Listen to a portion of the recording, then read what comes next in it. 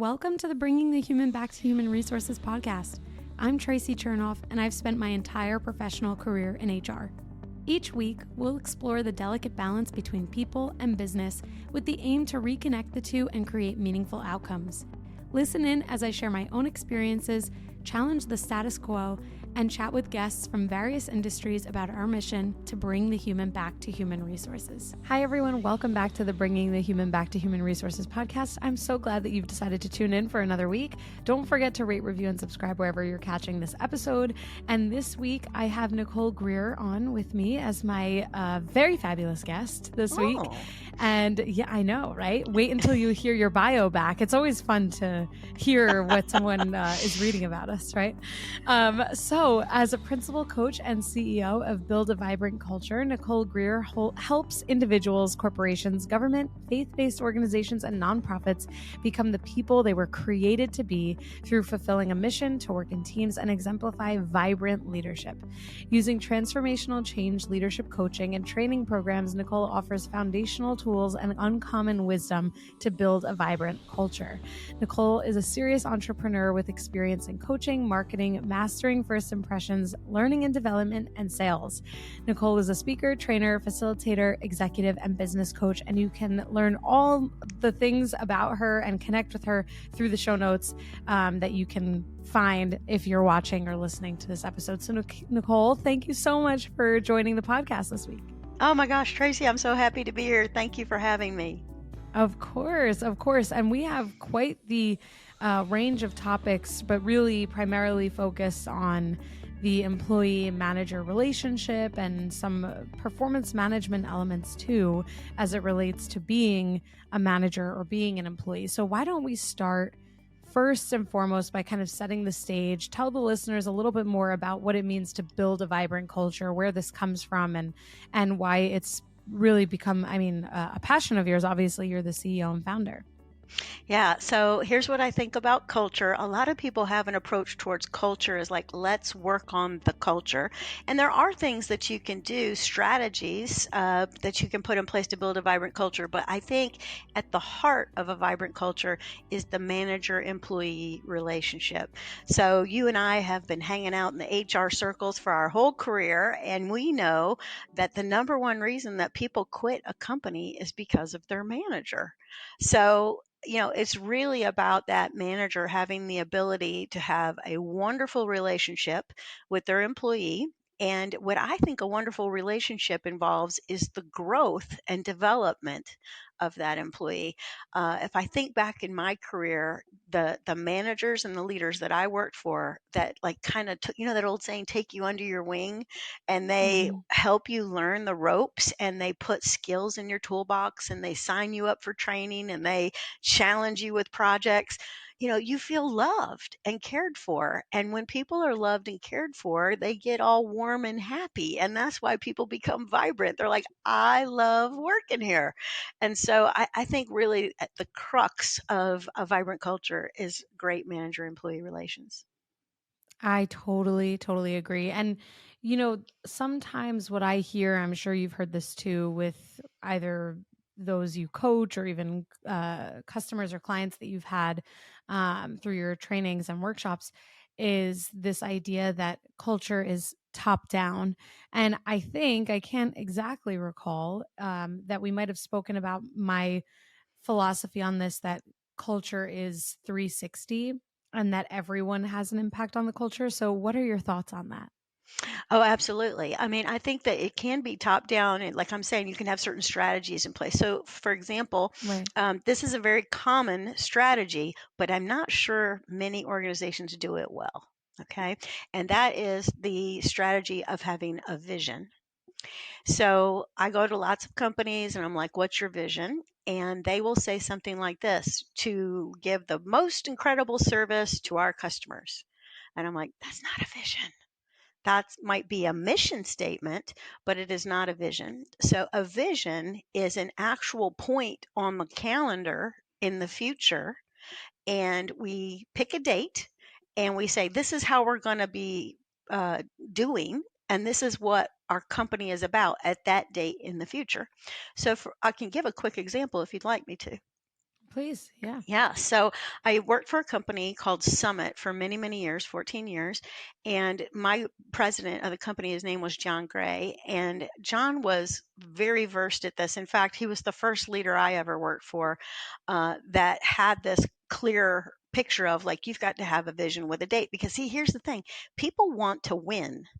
And so if you set a goal and you hit it, the whole company's like, we're awesome. And we We get won. excited and Right. enthusiastic about it. And so one of the things that we did is I in the company I worked for was property management. And so there's an organization called the National Apartment Association. And they had a process where you could be ranked against other property management firms to be the number one apartment management company in America. And so John's like, we're Mm. going to win it. That's what we're going to do. And we were all like, all right. And so he said, that's what we're going to do. Now, don't miss this. In 1 year, we're going to win this award and we're going to be number one. And so it's just kind of like wanting to play football and be in the Super Bowl and win the Super Bowl. That was kind of the thing. Well, we had strategies to get us there. And so those things were superior customer service, excellence in product quality. And so we had KPIs around all that. So everybody knew whether you were hitting it or you weren't hitting it. And so it was very clear. So expectations were laid out for us like, this is how we'll win, and this is how your property will help us win. And so it was easy to get after the things that were going to make us awesome, make us win this award. And so, you know what? By God, we won it like 3 years in a row. and Wow. and That's it was a amazing. fantastic company to work for. We all loved it. Wow, that's I'm reflecting on what you've said here around really picking a date on the calendar and going after whatever that vision is, whether it's you know retaining your team at a certain percentage by that point in time, or as you've shared with John and the team that you worked on. And it's interesting because if I reflect on some experiences that I've had where maybe vision was more apparent, I think there is this sense of a time bound measurement related to what that vision is. So I really appreciate that you're giving that type of like tactical knowledge around this, because it's really easy, I think, for leaders, managers, however we want to reference people, managers and leaders, and especially HR professionals, to get lost in the sauce, as I like to say, and kind of Uh-huh. like forget what the goal is. Like, what is this greater vision? Hmm. And if we can have if we have that vision and we throw a dart on the map and like that's, or on the calendar in this case, and we're saying, okay, by January 2025, we are going to be a company that is considered the best place for people to work. And that means that we have a 50 There's a good for goal. an ENPS score, right? Amazing goal. Then Hmm. it's like, okay, how do you get there? And how do you take all of your values and all of your initiatives and all of your KPIs to drive toward that? Because actually, in reflecting on your point, when you don't have a vision, what are you actually working toward? Like you You're could just getting work through each toward. day. Right, right. Yeah. You could execute on the mission. You can execute on your KPIs because you have a bonus tied to them. But are you working toward that greater goal if you don't have this wider vision? So I really appreciate that. I think it makes a lot of sense. Yeah, and as you were, kind of sharing what you're saying is, there's another company. I don't know if anybody's ever heard of this little company, but it's called PALS, PAL apostrophe S, and it is a fast food chain that's like in Tennessee. And it is the cutest little place. Everybody Google Pals, and there's be this little blue building with a giant hot dog on the front of it. I mean, giant hot dog and a Coke. Okay, and they have a little thing called sudden service. It's one of their mission things and their core values to give sudden service. So literally, you drive through the drive-through, but there's no speaker. You talk directly to a human. By the time you drive around to the other side of the building, your hot dog's hanging out the window. I mean, like, it's that fast. That is So sudden. that is sudden. Well, that company, they decided that they were going to cast a vision to win the Malcolm Baldrige Award, which is a huge undertaking. And so Google that later just for fun. And so they got after it. And what happens when you go after the Malcolm Baldrige Award is you get your processes, your systems, and your plan like nailed down. It's a wonderful thing to do. Well, and they won the Malcolm Baldrige Award. So this little teeny tiny Wow. fast food joint that makes hot dogs wins this giant award. Okay, which how Wow. fun is that? So the byproduct of that is that everybody all of a sudden is like, well, what are you guys doing? And so all the little companies that are in food service, they called up PALS. How do you do it? PALS started a whole second company that trains other companies how to run Wow. their businesses. So, like, just think of the growth that happened inside of PALS. We're running hot dog stores, but now we have a training. We have a whole training Yeah. business. They're And also a so learning and development organization. right, right. And so that made everybody very vibrant and excited and enthusiastic to work there because they won and then they grew. And here's what I imagine. I don't know this for a fact, but probably a manager ended up going over to the new business and is now training people. And he or she Mhm. never Mhm. saw that opportunity coming. Totally. That's amazing. And I did look it up for everyone who's watching. Yeah, This do you see? is Oh, that and is a giant definitely a hamburger on that one. gigantic. Yes. Those are gigantic. Those really are. This is not what I thought. And a gigantic fountain drink and fries. Yep, yep. That's pretty cool. Did they, just out of curiosity, did they name their training company Pals Pals? Oh, I Because don't know that would the be answer. good. I don't know. I think it's just their subsidiary, but we should Just look right, that right, up. right. Yeah, we should look that I up. think that would be kind of cool. But when you do Google it, it says Pals Sudden Service. That's really, really cool. And Mhm. I mean, I think what's really interesting about what you've shared is that you don't, this is not like a huge, gigantic business that's making waves in society or in the global community. This is a teeny tiny, locally based, not teeny tiny, but a locally based company, because I don't know what their revenue is to say it's teeny tiny, but a small local business that has impacted not only the people that work for them pretty significantly and dramatically, they've also now impacted other people's businesses and therefore their employees. And so when we think about that, this is probably a great segue actually. When we think about the relationship between manager and employee, and actually, I just had a guest on who I don't know if her episode will be before yours or after, so we'll see. But Kamaria Scott was one of my guests, and she talks about change management. And one of the things that we did touch on is that manager is sometimes seen as like a dirty word, and that people often prefer leader because they attribute manager to things like micromanagement, like bad cultures, right? Poor experiences. But really, that's just a reflection of a lack of skill set, a lack of potentially competency. So when we think about the relationship, coming back to you here, what do you think is like the most important, or maybe the few most important things that get the relationship off to a good start so that there is potential for the manager and the employee's relationship to really have a strong foundation? Okay, that's a great question. And so here's the first thing. Oftentimes we promote people who are good technicians into a manager role and say they're really good at their job. Let's make them a manager, which is a Mm, completely different skill set.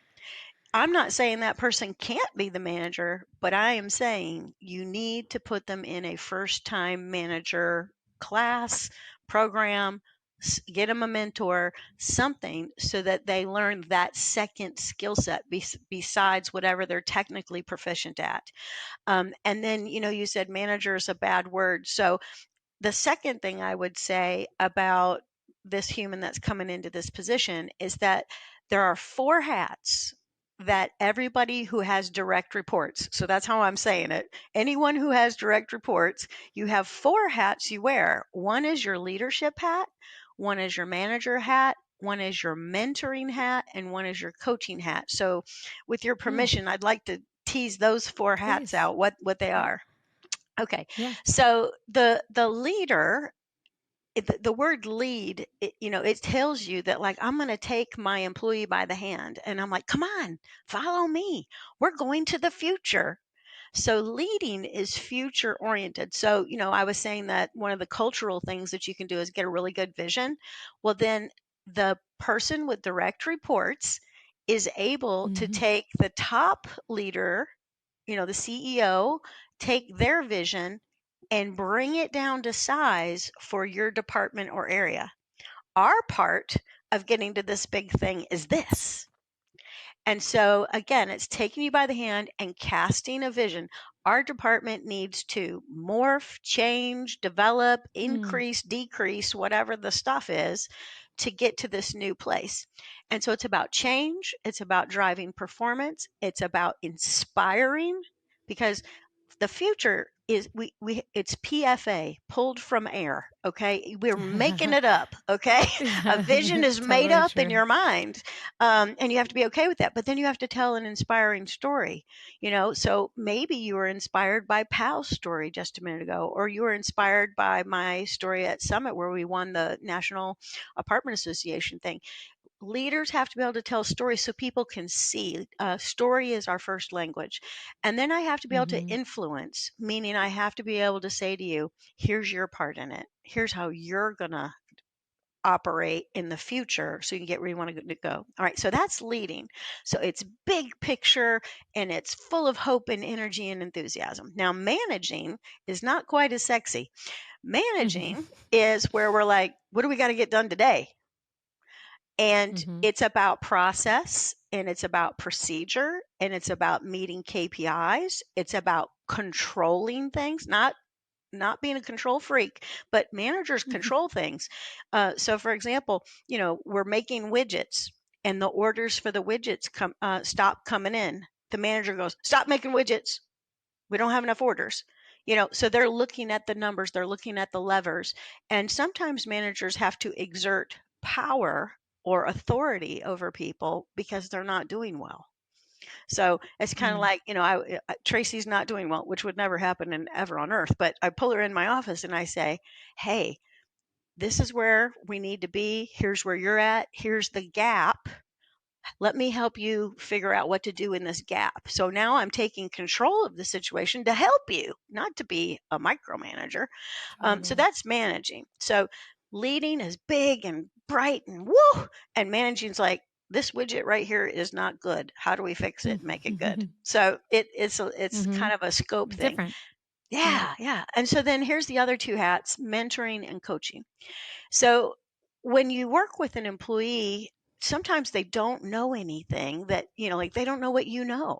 And I often find too, Right. Tracy, some managers or leaders or people who have direct reports are frustrated. They're like, he should know. He should know. She should know. And it's like, well, no, they don't know. Well, They've never actually, how done do this you know before. that they should know? Right. Right. So that's where you would say, hey, come here, Tracy, sit down. Let me tell you what I know. Here's how I've done it. Knowledge Like, share. yeah, and imparting skills and giving advice and giving them training. And that is helping the employee connect the dots. When people say, what does a mentor do? I say, connect the dots in the employee's mind. This dot gets you to that dot. Here's the gap. I'm giving you all the stuff you need to know to navigate this gap so that you can connect the dots. But then once you get an employee in your organization that you are responsible for on the org chart, and they're doing pretty good, you want to start challenging them to connect their own dots. And that's called coaching. And that's where we ask powerful questions and we inquire and we probe and we challenge. And we're helping to facilitate that employee's ability to be a figure outer. Throughout my experience in HR, I've come to a profound realization. Certain tools can truly be a game changer. That's why I'm excited to talk about Cocoon, the leave management software that's making waves in the industry. I've heard wonderful things about how Cocoon not only simplifies the entire leave process, but also keeps administrative costs low. Their automation handles the most complex parts of leave, from compliance and claims to payroll, saving your team countless hours and headaches about leave. Clients and their finance teams rave about the cost savings they've seen by taking advantage of state and disability benefits for their employees. Plus, Cocoon integrates seamlessly with top HRIS systems like Workday and ADP, ensuring a smooth process from start to finish. Head to cocoon.com/HR and see the value for you and your employees. New customers who mention my podcast are eligible for a 50% implementation fee discount. Again, that's cocoon.com/HR, COCOON.com/HR. Now let's get back to the podcast. I love that. I think it definitely underpins this idea that everyone can lead, whether they have direct reports or not. I like that you use that as the signal for us, and that managers are really responsible for all of these four hats, wearing all four of these hats, and also that they have to be able to be agile and they have to be able to move Yes. through those hats and figure out which hat do they need to wear. And more often than not, I think, and you tell me if you agree, disagree, you are totally entitled to disagree on my podcast. I think that people who have direct reports more often than not do the managing, and then maybe some of the leading, depending on maybe how influential or how inspiring or how motivational that they are, or even how much exposure they've had to leading. And I think the mentoring and the coaching often fall a little flat, especially for newer managers or newer people leaders who have not had the exposure to mentoring and coaching or have not had the training that they've needed. Mm. Because again, and I always like to say in my practice in a, director or business partner type of function within HR, is that even if someone had, let's say maybe they'd come from a massive organization, like let's say Google, and we can assume that they had probably some of the best training or learning and development that companies can offer. One cannot assume that they've actually been trained or that they actually have that knowledge or that they have that awareness. And I always like to say that with that understanding, that when someone joins an organization, we have to assume that they know nothing. We have to assume that they maybe have some, and that's not from a place of condescension. It's really just very direct, that it's like, okay, we should assume that they, for example, they have never had the exposure or the opportunity to manage someone's performance or write a performance review or write a performance improvement plan or corrective action or coach someone or whatever that might be. And with that understanding or looking through that lens, then you afford everyone the opportunity to learn rather than kind of just throwing them to the wolves to figure it out. And then you end up potentially dressing them down in the event that they did something wrong. But this all kind of boils down to the assumption that's made that someone might know how to do something. So, long-winded answer or long-winded explanation for this idea that I have, that most people leaders are not leaning into the mentoring and coaching, potentially because they've not had that themselves. Well, absolutely. You can't replicate what you have never experienced, Right. because you do have a blind spot around mentoring or coaching, and so leaders do need those skill sets. And one of the programs that I teach quite a bit, which is kind of a weird program, is Mhm. asking powerful questions. I actually just taught it on Monday to a bunch of financial people, and I was Mm. so delighted. I had a nice little turnout for this program, and the thing is we don't ask questions to help the other person connect their dots. We ask questions to get a detail that gets Yes. me the information I need so I can connect a dot. But see, Yes. great managers, leaders, people with direct reports want to teach and empower their people to be dot connectors, figure outers, because that alleviates a lot of pressure off of you. If you've got a line of people outside your door waiting to get you to answer their questions, you've got a problem. Mhm. You've got to Yes. empower them to ask the questions themselves, right? And to be that Yes. person that can connect those dots. And this is all very close to like how your brain works. So there's a video that I love, and I tell everybody to watch this thing. It's by Dr. Joe Dispenza, and it is his TEDx talk from Tacoma, Washington. So I double dog everybody listening to go watch this thing. It is so fantastic. But he talks about the brain and how it works. And the more people have to think about their work instead of this, just tell me what to do and I'll do it. Like, I don't even know why I'm doing it, but just, I'll be your minion or Mm-hmm. whatever. Mm-hmm. Um, the brain does not grow a strong neural network around that activity because you've given a direction and then they're back in your office. What next? And then they're back in your office. Mm-hmm. What next? But if you ask powerful questions around whatever the activity is, coaching, then that employee starts to get a neural network. They're connecting dots. And like when we say connecting dots, literally you have these neurons with ganglia hanging off of them. That's what Dr. Dispenza talks about. And they link up. And so you Mm-hmm. begin to really understand the work. And you know what we call that when you really understand your work? Expertise. Mm. What a fabulous word, too. Everyone Yeah, wants to have expertise in something, right? that's right. So you got to make your people smarter. Yes, yes. And I like this a lot because first of all, it takes me back a little bit, and I'll share an anecdotal story briefly. But the first thing is that it's always much easier and much faster to just give someone an answer.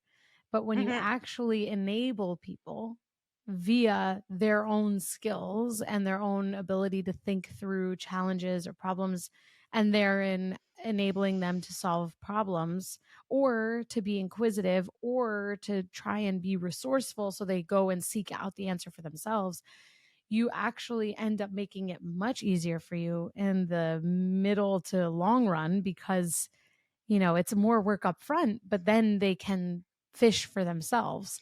There's that 100%. I love proverb, that. right? There's that age old proverb that says Well, give a man a fish, he okay, eats for a day. yes. Teach a man to fish, he eats for life. That's Exactly. how Give I a know it. man a yes. So the age old proverb goes, give a man a fish and you feed him for a day, teach a man to fish and you feed him for a lifetime. Right. Exactly. So that I always come back to that proverb because it's so easily understood that yeah, you just give the person a fish, fine, you've solved that problem in that moment, Hmm. but they're going to keep coming back looking for the fish, just like you mentioned before. But when you actually give someone the tools, so in this case you teach someone to fish, then they don't have to come back to you. They're now fishing for themselves, and maybe there's a path down the road where they come across a new challenge and they come back to you and they seek additional support. But it's really that enablement piece. I think that's so important. And the anecdotal story that I want to share is that when I worked in Target in HR in store for almost 4 years, and this was the start of my career. It's where I sharpened my HR knives, as I like to say.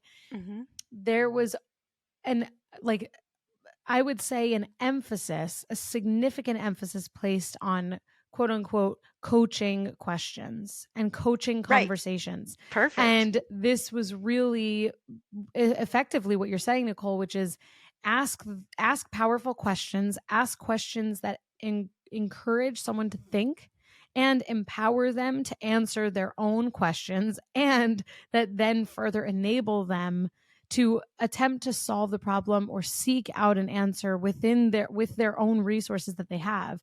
So I remember when I was, you're a sponge at the beginning of your career, you should Hmm. continue to be a sponge, but obviously that's when we're the spongiest.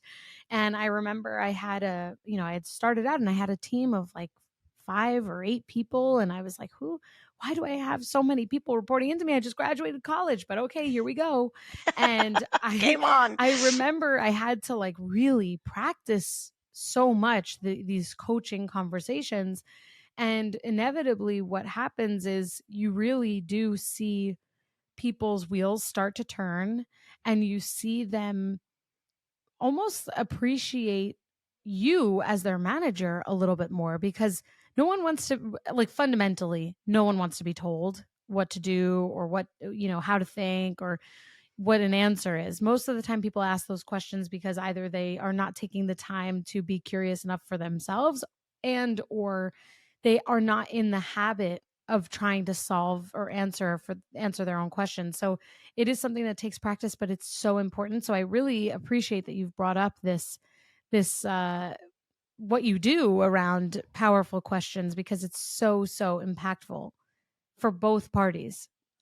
Oh, 100%. And the thing is, a powerful question is very simple. It's not some magical thing. So a powerful question is an open-ended question. So anybody on this call that's like, "Well, I've had sales training. I've heard that before." Open-ended question. It is essentially being able to ask a question that cannot be answered by yes or no, Mm-hmm. because we want the other person to have to, again, put these, get their ganglia connected around, a neural network around whatever it is you're asking them about. And you ask an open-ended question, and if they don't know the answer, it's powerful, because Mm-hmm. now they're going to have to formulate something, so their brain goes to work. But I can give you an example. So if I said, "Tracy, do you love what you do?" Yes. Okay. Did I get very much information out of her? No, but I could say, "What is it about doing HR that you love?" Now, she might talk for 3 days about that because she Mm-hmm. loves Mm-hmm. HR so stinking much. But, that's what we want people to do. So, one of the things that, I would work in these apartment communities and these restaurants. That was what I did before I started my own company. And I would had one regional manager, Nancy Freeman. She was so amazing. And she came to the property and we walked the property, and she would stop and she would see something. And she'd say, "What do you think we should do right here?" And I'm Mm. like, clean it up, cut the bushes back. They're hanging out in the street. People's cars are running into them. Like, she didn't say, "Write this down, cut the bushes back, clean it up."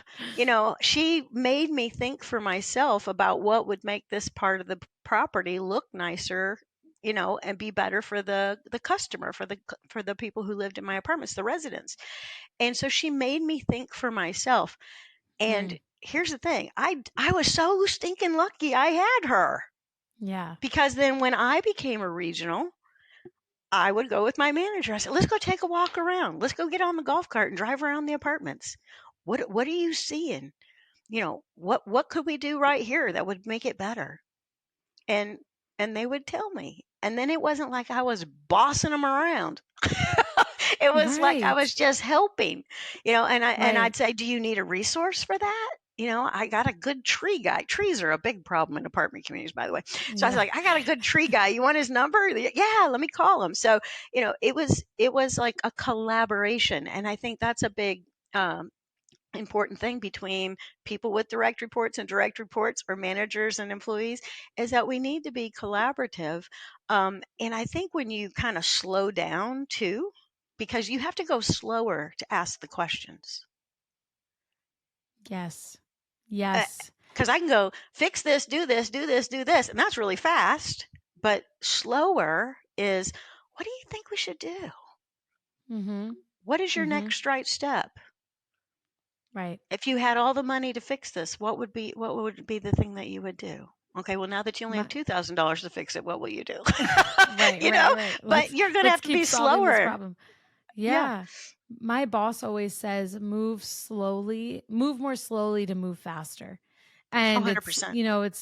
it really is this notion of like, let's get it, let's put in the work now so that later on our efforts maybe are a little bit less grueling, potentially, depending on what it is that the sub or whatever subject it is. And to your point, what your regional did with you at that time, which really is obviously a fundamental learning, and it sounds like that company had some amazing leadership, and we should see what they're doing now and try and recruit them for our own companies. But I digress. What that did is enable you to have your own mind. And to your point, as you mentioned before, you weren't getting bossed around, which really, like, when we come back to this relationship building piece, every conversation can build a relationship or break down a relationship. Amen. And even if you're, thank you. And even if you're in this moment of assessing a potential problem and you're looking for the solution and you're collaborating on that solution, that is an opportunity to build a relationship, because at the end of the day, employees want to feel a part of the solution. They want to belong. They want to feel part of a team. And that's not reflected when there's this top-down or hierarchical approach to solving problems. It is this collaboration, as you mentioned. Mm-hmm. Yeah. And there is a time for hierarchical. I mean, yeah, totally. Just when we started this podcast, I was at a building where the fire alarm went off. And somebody was telling everybody, get out of the building, go to that place, stand right there, do not move. And we all did. Yeah, we need that. Yeah, that we need. So it just depends on the scenario.